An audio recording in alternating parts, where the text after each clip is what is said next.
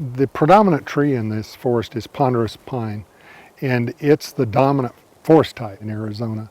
As a matter of fact, the forest that we're standing in right now is part of the largest contiguous stand of ponderosa pine in the world. At the time of settlement, 1876, 1878, the livestock industry blossomed.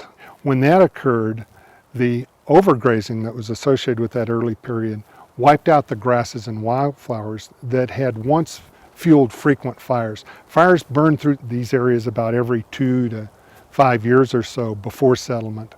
After settlement, the fires abruptly stopped. When that occurred, then there was a tremendous eruption of trees, and by eruption I mean a population explosion, so that areas under natural conditions that had 20 to maybe 40 trees per acre all of a sudden started having thousands of seedlings per acre.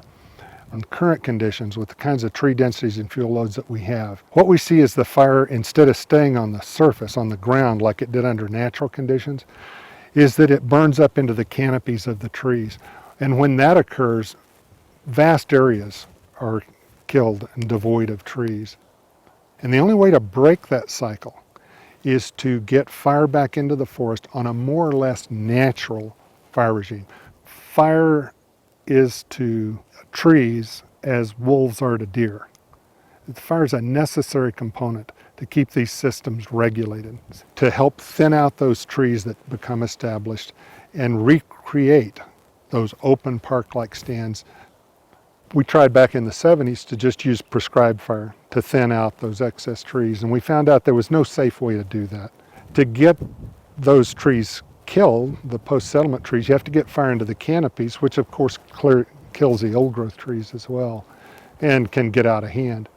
So that then led us to realize that what we needed to do is mechanically thin those post-settlement trees, reduce the tree densities to the point that you could run a fire through it without it becoming a crown fire.